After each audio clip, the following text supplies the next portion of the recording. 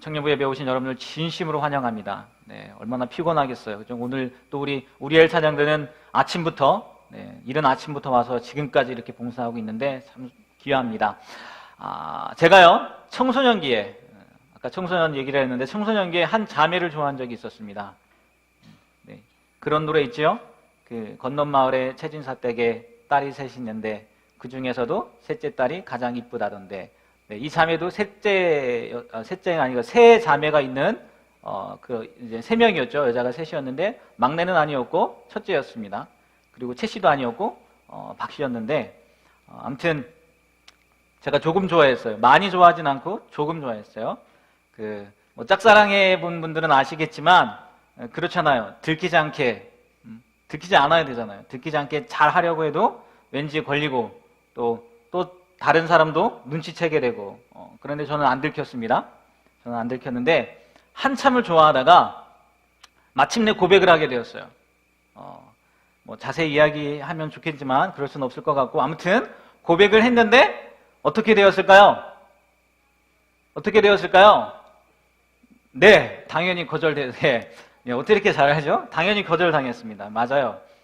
그런데 저를 위로하려고 한 건지 어떤 건지는 몰라도 이런 말을 하더라고요. 들리시나요? 나도 오빠 좋아했었어요. 그런데 얼마 전에 내려놨어요. 조금만 일찍 이야기해주지. 네, 이런 말을 하더라고요. 네? 무슨 말이에요, 이게? 예? 이게 도대체 얼마 전과 지금과 무슨 상관이 있어요? 좋아했으면 나처럼 지금까지 좋아해야 되는 거 아니에요? 예?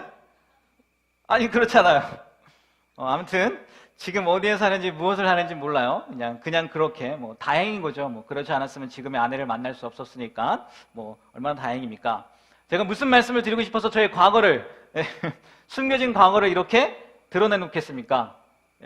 내 모든 것에는 뭐가 있다고요? 때가 있다는 거죠. 때가. 흔히들 타이밍이라고 하죠. 전도서 3장 1절에서 8절 말씀을 보니까 이렇게 나와 있더라고요. 우리 한번 다 같이 한번 볼까요? 전도서 3장 1절에서 8절 말씀입니다. 다 같이 있습니다. 범사에 기한이 있고 천하만사가 다 때가 있나니 날 때가 있고 죽을 때가 있으며 심을 때가 있고 심을 것을 뽑을 때가 있으며 죽일 때가 있고 치료할 때가 있으며 헐 때가 있고 세울 때가 있으며 울 때가 있고 웃을 때가 있으며 슬퍼할 때가 있고 춤출 때가 있으며 돌을 던져버릴 때가 있고 돌을 거둘 때가 있으며 안을 때가 있고 않는 일을 멀리할 때가 있으며 찾을 때가 있고 잃을 때가 있으며 지킬 때가 있고 버릴 때가 있으며 찢을 때가 있고 꿰맬 때가 있으며 잠잠할 때가 있고 말할 때가 있으며 사랑할 때가 있고 미워할 때가 있으며 전쟁할 때가 있고 평화할 때가 있느니라. 예, 다 때가 있다는 거예요. 때를 잘 구분하라는 거죠. 그리고 그 때를 잘 알면 잘 대처할 수 있다는 얘기겠죠. 그냥 넋 놓고 맞닥뜨리는 것보다는 아무래도 생각하고 있고 예상하고 있다면 그 충격은 덜 할 수도 있을 것이고 더욱이 위험이나 어려움을 피할 수도 있을 거라는 거죠. 아니면 더 좋은 결과를 낳을 수도 있고 그렇지 않습니까? 제가 때를 알았다면 좀 일찍 고백을 했다면 좋은 결과를 낳았을 수도 있는 거잖아요. 남이 잘 되는 건 싫지요. 네, 그렇잖아요. 오늘 읽은 말씀 가운데도요, 이 때에 대한 설명이 나온다는 거예요. 이 때. 네. 먼저는 세례 요한이요, 유대 광야에서 회개하라, 천국이 가까이 왔느니라고 전한 때라는 거죠. 1절에 나와 있는데 예수님이 나사렛이라는 동네에 가서 사실 때 세례 요한이 유대 광야에서 전했다는 거예요. 그러니까 예수님이 등장하실 때가 되어서 세례 요한이 마쳐 전했다는 거죠. 그리고 세례 요한이 말씀을 전했을 때 그때 사람들이 나왔다고 고백하고 있습니다. 특별히 온 유대와 요단강 사방에서 다 세례 요한에게 나왔다고 고백하고 있어요. 또 10절에 보니까요, 때라는 표현은 되어 있지 않지만 킹 제임스 버전에 보니까 now라고 이렇게 쓰여 있고 또 NIV 버전에는 already라고 써있죠. 제가 발음을 시원찮아서 already 아시죠? 뭔지? 그렇게 표현되어 있어요. 그리고 우리 성경에는 이미라는 시간의 부사지요. 그죠? 때를 나타낸다는 거죠. 이미 도끼가 나무 뿌리에 놓여 있다는 거예요. 시간이 얼마 있지 않다는 거예요. 또 7절에도 나옵니다. 임박한 진노라고. 임박한 진노. 시간이 얼마 없어요. 바로 앞에 있다는 거죠. 물론 우리 생각에 지금 생각해 보세요. 그때 예수님 오실 때잖아요. 예수님 있을 때잖아요. 그때부터 지금 2000년이 지났습니다. 2000년이 지났는데 아직 끝나진 않았어요. 예수님 다시 오시지 않았잖아요. 끝나진 않았어요. 그래서 아니 2000년이 지났는데 아직도 그때가 도대체 언제입니까? 이렇게 질문할 수도 있는데 시편 90편 4절에 보니까 이런 말씀이 있더라고요. 시편 90편 4절 한번 읽어볼까요? 자, 시작. 주의 목전에는 지나간 어제 같으며 밤의 한순간 같을 뿐이니이다. 네, 하나님께는요 천년이 뭐라고요? 하루 같다는 거예요. 그럼 2000년 지났으니까 하나님께는 지금 며칠 지난 거예요? 이틀밖에 안 지날 수도 있다는 거죠. 이건 그냥 얘기하는 거죠. 아무튼 지금 세례 요한이 때가 와서 전했고 전할 때가 되었다는 거죠. 그리고 그 전하는 소식을 듣고 죄를 자복하고 세례를 받은 사람도 있었지만 문제는 아직 그렇지 않은 사람들이 있다는 거예요. 온 유대에서 사방에서 다 나왔어요. 그런데 안 그런 사람들이 있다는 거예요. 7절에서 누구를 얘기했냐? 바리새인과 사두개인들을 이야기하고 있어요. 그 사람들에게는요, 이때가 지금 세례 요한이 회개하라, 천국이 가까이 왔다 이 전한 거 이때도 중요하지 않았고요. 그리고 이 사람들이 가졌던 생각은 무엇보다요, 그러니까 회개하지 않는 거예요. 천국이 가깝다고 얘네 다른 사람들은 다 세례 받는데 바리새인들, 사두개인들은 안 듣는 거예요. 왜요? 이유를 봤더니 자기들은 아브라함의 후손이라는 거예요. 아브라함의 후손이 뭐 어쨌는데? 그러니까 그들의 생각에 이런 생각이 있었다는 거예요. 아브라함은 하나님께서 선택하신 믿음의 조상이니까 하나님이 특별히 불렀지 않습니까? 그리고 자기들이 이렇게 세대가 이어진 거잖아요. 선택한 믿음의 조상이니까 자기들도 그렇다는 거예요. 사두개인과 바리새인들은 아브라함의 족보에 들어있으니까 자기들도 하나님의 선택된 백성이라고 생각했다는 거죠. 우리 바로 지난주에 제가 말씀드리지 않았습니까? 왕의 족보에 있다고 그들이 구원까지 받을 거라고 생각하면 오산이라고 제가 말씀드렸어요. 그들이 믿음의 조상의 족보라고 한다 할지라도요, 하나님이 선택한 백성은 아닐 수 있다는 거예요. 그래서요, 이들에게 세례 요한이 뭐라고 얘기한 줄 아십니까? 독사의 자식들아, 이렇게 얘기를 해요. 세례 베푸는 자리에 오는 사두개인들, 바리새인들을 보면서 너희들 아브라함의 자손이라고 생각해? 너희들 선택받은 백성이라고 생각해? 아니, 독사의 자식들아, 이렇게 얘기한다는 거예요. 독사의 자식들아. 이게요, 단순히 우리나라 그 욕처럼 우리는 욕하잖아요. 개, 아무개 이렇게 얘기하잖아요. 그런 의미가 아니라는 거예요. 잘 생각해 보세요. 독사면 뭡니까? 뱀이죠. 뱀. 이들이 뱀을 어떻게 생각했을까요? 유대 사람들, 이스라엘 사람들이, 하나님을 믿는 이스라엘 사람들이 뱀을 어떻게 생각했을까요? 창세기 한번 생각해 보세요. 뱀이 어떤 역할을 하죠? 네, 선악과를 먹게 하죠. 사단의 도구라는 거예요. 그러면 독사의 자식들아 했다는 얘기는 그 안에 무슨 말이 내포되어 있는 거예요? 너희들은 사탄의 도구다. 사탄의 자식이다. 대단하지 않습니까? 그 당시에 바리새인들과 사두개인들에게 지금 세례 요한이 까놓고 얘기하는 거예요. 이리 사탄의 자식들아, 사탄의 도구들아.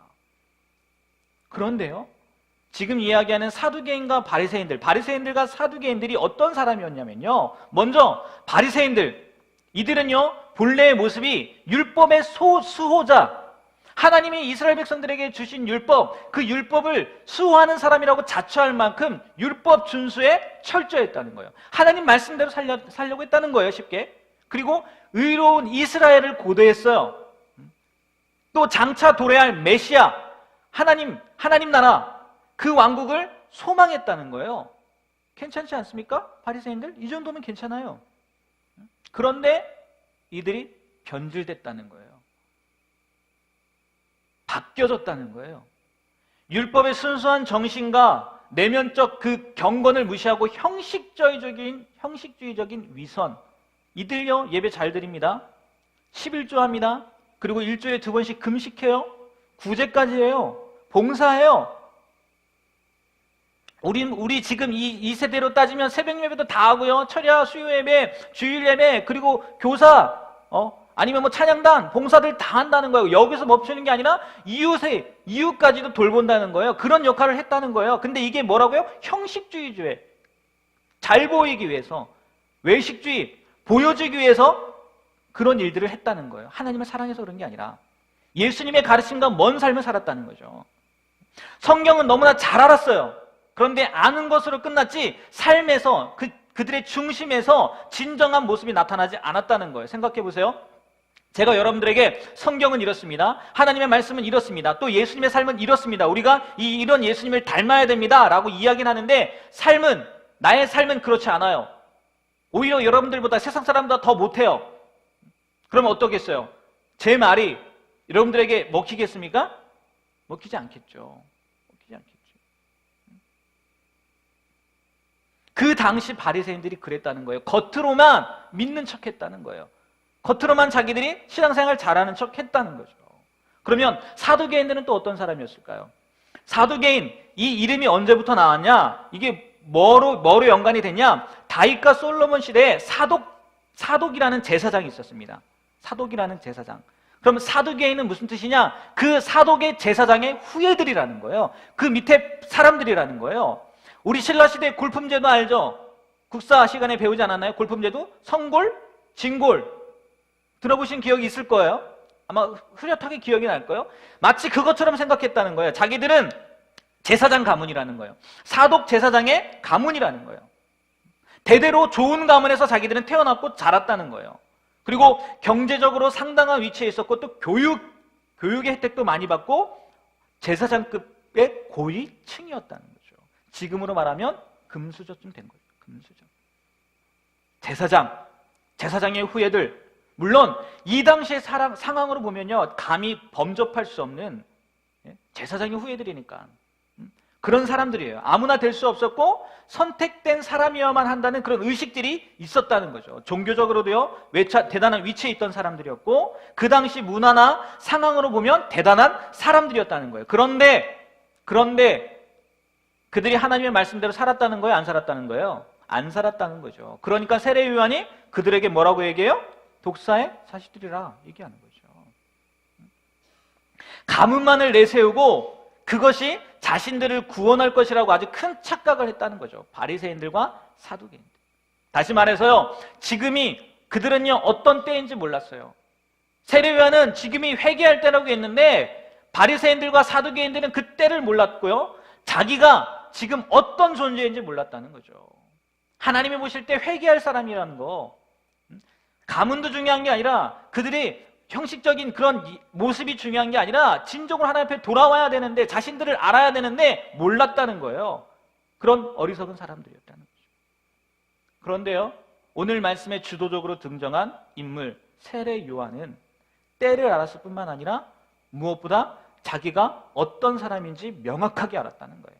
우리 3절과 4절 한번 읽어볼까요? 3절과 4절 다 같이 있습니다. 시작. 그는 선지자 이사야를 통하여 말씀하신 자라. 일러스되 광야에 외치는 자의 소리가 있어 이르되 너는 주의 길을 예비하라. 그가 오실 길을 곧게 하라 하였느니라. 이 요한은 낙타털 옷을 입고 허리에 가죽띠를 띠고 음식은 메뚜기와 석청이었더라. 아멘. 지금 세례 요한이 얘기하는 거예요. 자신은 이사야 선지자가 예언한 광야에서 외치는 자의 소리, 곧 주의 길을 준비하는 메신저라는 거예요. 요한복음 1장 23절에 보니까요, 세례 요한이 자기 자신을 이렇게 고백합니다. 한번 읽어볼까요? 이르되 나는 선지자 이사야의 말과 같이 주의 길을 곧게 하라고 광야에서 외치는 자의 소리로다. 바리새인들처럼 사두개인들처럼 자신의 존재감을 나타내려고 하는 사람이 아니라, 나 이런 사람이야, 그렇게 한 사람이 아니라 자기는 그저 하나님께서 주신 사명을 이루는 소리래요. 소리. 여러분 소리 보입니까? 눈에 보여요? 그리고 지금 제가 소리하잖아요? 말하잖아요? 끝난 거예요. 지금 세례 요한은 자기를 소리라고 지금 표현하는 거예요. 역할은 있지만, 소리의 역할은 있잖아요. 기능은 있지만 존재는 보이지 않는다는 거예요. 나의 존재는 없다는 거예요. 왜요? 누가 드러나야 되니까? 예수님이 드러나야 되니까. 드러날 분은 예수님이시니까. 그리고 낙타털 옷과 가죽띠, 물론 이게 엘리야 선지자를 나타내는 그런 표시이기도 합니다. 그런데 바리새인들과 사두개인들과 완전 대조됐다는 거죠. 바리새인들은요, 술을 길게 하고 옷을 길게 입고 그리고 돌아다니고, 사두개인들은 제사장의 후예들이에요. 얼마나 휘황찬란한 옷을 입고 다녔겠습니까? 나 사두개인이야. 세상적인 것이요, 세례 요한에게는 중요하지 않았던 것 같아요. 특별히 겉으로 보여지는 것에도 낙타털 옷과 가죽띠잖아요. 가죽띠는 또 가난한 사람들이 했다고 뭐 그렇게 얘기를 하더라고요. 뭐 이거 가지고 그냥 우스갯소리로 어떻게 보면 겉으로 보여지는 거 신경 쓴 거 아닙니까? 이렇게 생각할 수도 있을 것 같아요. 왜요? 엘리야가 낙타털 옷과 가죽띠를 했으니까 세례 요한이 그거 입었다는 얘기는 뭐예요? 나 엘리야야 뭐 이렇게 했다고 이렇게 생각할 수도 있겠지만 이건 뭐 우스갯소리고요. 세례 요한은 사람들의 생각과 세상의 가치관과 상관이 없는 삶을 살았다는 거예요. 정말 제가 예전에 한 18년 전이에요. 18년 전에 그 어린 아이들에게, 초등학교 아이들에게 말씀을 전할 기회가 있었어요. 근데 공교롭게도 이 세례 요한에 대한 이야기를 전했는데, 그 말씀을 전하면서 세례 요한은 아마 이랬을 거야 하면서 그림을 그렸어요. 그림을 그려줬는데 그 그림을 본 아이들의 대답이 아직도 저는 생생해요. 딱 그림을 그려갖고 이 사람은 아마 세례 요한일 거야 딱 그랬는데 아이들이 뭐라고 했는지 아십니까? 아! 거지다! 이러더라고요. 거지다! 이러더라고요. 이 생각이 나니까요, 이스라엘 사람들에게는 엘리야라는 선지자가 워낙 위대하고 유명한 선지자였으니까 그런 복장으로 나타났을 때 세례 요한이 낙타털 옷과 가죽들을 입고 나왔을 때 뭔가 대단한 사람이야? 뭔가 좀 좀 뭔가 있는 사람일 거야 라고 생각했을지는 모르겠는데, 어쩌면 그 당시에도요, 어린아이들, 아이들의 눈에는 그저 아까 말한 거지로 비칠 수도 있었다는 거죠. 제가 말씀드리고 싶은 게 무슨 얘기겠어요? 세례 요한은 내 모습이 다른 사람에게 어떻게 비춰지는 게 중요한 것이 아니라 하나님께서 나에게 맡겨주신 사명을 이루는 게 그 무엇보다 중요했다, 그거죠. 그리고 그것을 통해서 나는 그저 하나님의 소리라고 생각하고 전하는데, 혹시 그것을 통해서 유명세를 탄다 할지라도, 유명해진다 할지라도 그것은 아무것도 아니라는 거예요, 자기한테는. 왜요? 그게 우리의 참모습을 나타나는 것도 아니고. 11절에 보니까요, 세례 요한이 이렇게 고백해요. 11절에 뭐라고 고백하냐면요, 한번 다 같이 한번 읽어볼까요? 나는 너희로 회개하기 위하여 물로 세례를 베풀거니와 내 뒤에 오시는 이는 나보다 능력이 많으시니 나는 그의 신을 들기도 감당하지 못하겠노라. 그는 성령과 불로 너희에게 세례를 베푸실 것이요. 지금 자신을 이야기하는데 나는 예수님 앞으로 오실 분, 그분의 신을 들기도 감당하지 못하겠다는 거예요. 그런데요, 이 고대 근동 세례 요한이 살던 그 시대의 문화가 천한 신분의 노예들이요, 자기 주인의 신발을 들고 다니기도 했고, 그러니까 지금 세례 요한은 지금 어떻게 생각한 거예요? 나는 천한 신분의 노예밖에 되지 않는다, 그런 얘기를 하는 거예요. 그런데도 자기는 그것조차도 할 수 없는 비천한 존재, 아주 낮은 존재임을 말하고 있다는 거죠. 그리고 여기서 말하는 감당하지 못하겠다고 하는 거예요. 나는 감당하지 못하겠다. 그들의 그분의 신을 들기도 감당하지 못하겠다라는 것도요, 자신이 없다는 얘기가 아니라 도덕적, 영적으로 그 일을 수행할 만한 가치가 없는 존재. 말 그대로 나는 그냥 소리일 뿐입니다. 나는 메신저일 뿐입니다. 당신들이 나를 어떻게 생각한다 할지라도 나는 그저 광야에서 외치는 소리일 뿐, 잠깐 들렸다가 사라지는 그런 소리일 뿐 아무것도 아니라는 그런 의미라는 거예요. 예전에 제가 말씀드린 적이 있어요. 자신의 열등감을 나타내는 숨겨진 교만, 나는 되게 부족한 존재예요, 나는 할 수 없어요, 이런 게 어떻게 보면 하나님은 넌 할 수 있다 하는데 나는 안 된다고 하면, 안 한다고 하면, 못 한다고 하면 그 교만이라고 했잖아요. 세례 요한은 그런 교만이 아니었다는 거예요. 자신의 존재가 어떤 존재인지, 그리고 무슨 일을 해야 하는지 명확히 안 사람의 고백이었다는 거예요. 자기 존재감, 정체성, 뭐 이런 것들을 안 사람의 고백이었다는 거죠. 그러니까 다른 사람들의 생각이, 혹은 다른 사람들의 말이 세례 요한이라는 사람을 규정 짓는 게 아니라 누가요? 하나님께서 자기를 규정하는 대로, 하나님께서 자기를 보내시는 대로 살겠다는 고백이라는 거예요. 그래서요, 하나님께서 보실 때, 사람이 볼 때가 아니라 하나님께서 보실 때 잘했으면 칭찬받는 거고, 만약 하나님께서 보실 때 그렇지 못하면 혼나는 거고, 말씀에는 표현되어 있지 않지만 아마 그런 의미라는 거죠.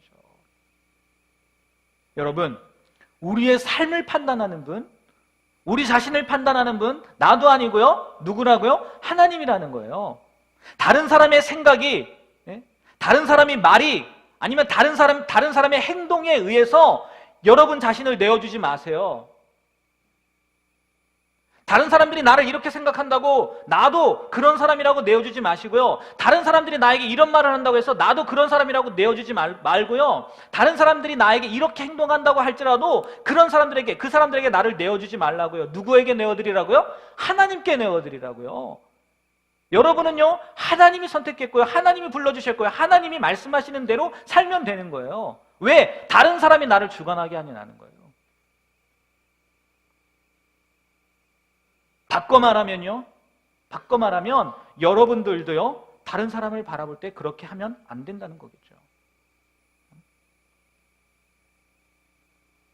이렇게요, 세례 요한은 때도 알고 또 나를 알았어요. 그래서 하나님께 온전히 내어드렸어요. 그리고 그것을 사람들에게 요구하는 거예요.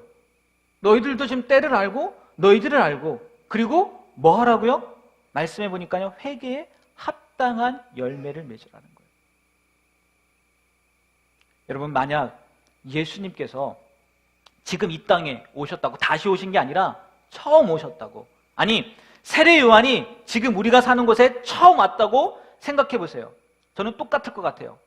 그분들이 이 세상에 와서 하는 첫 마디, 사람들을 보고 외치는 첫 마디 뭘까요? 회개하라, 천국이 가까이 왔느라. 똑같이 얘기할 것 같아요. 가장 먼저 지금이 어떤 때인지 우리가 알아야 되고, 자신이 누구인지 알며 앞으로 올 천국의 삶에 대비하라고 분명히 할 것 같아요. 언제고 어느 순간이고 똑같이 전했을 것 같아요. 지금이 어떤 때라고요? 회개할 때. 여러분 회개하셨습니까?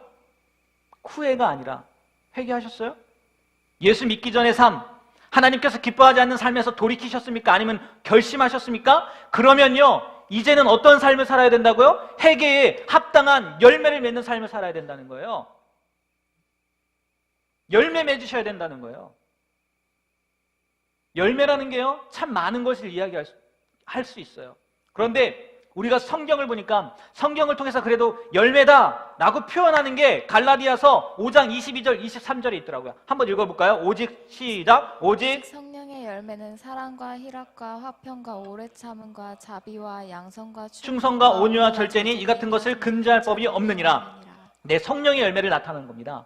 회개에 합당한 열매, 어떻게 보면 이것과 비슷하다는 거죠. 우리 안에 뭐가 있어야 되냐? 이제 열매 맺는 삶, 사랑이 있어야 되고, 희락이 있어야 되고, 화평이 있어야 되고, 오래 참은 자비, 양성, 충성, 온유, 절제가 우리의 삶에서 나와야 돼요. 그런 열매를 맺어야 된다는 거예요. 그런데 말입니다. 이 성령의 열매 앞 구절을 보니까 19절, 21절에 육체의 소욕, 육체의 열매에 대해서 설명하고 있더라고요. 한번 읽어볼까요? 육체의 일은 분명하니 곧 음행과 더러운 것과 호색과 우상숭배와 주술과 원수 맺는 것과 분쟁과 시기와 분냄과 당짓는 것과 분열함과 이단과 투기와 술취함과 방탕함과 또 그와 같은 것들이라. 전에 너희에게 경계한 것 같이 경계하노니 이런 일을 하는 자들은 하나님의 나라를 유업으로 받지 못할 것이요. 네. 여러분, 제가 조금 전에 성령님의 사랑, 희락, 화평 이렇게 쭉 얘기했어요. 9가지. 나는 성령의 열매가 맺혀 있는지, 다시 말해 회개에 합당한 열매를 맺었는지 잘 모르겠다, 나는 잘 모르겠어요 라고 생각되는 분들은 이 육체의 소욕을 한번 생각해 보세요.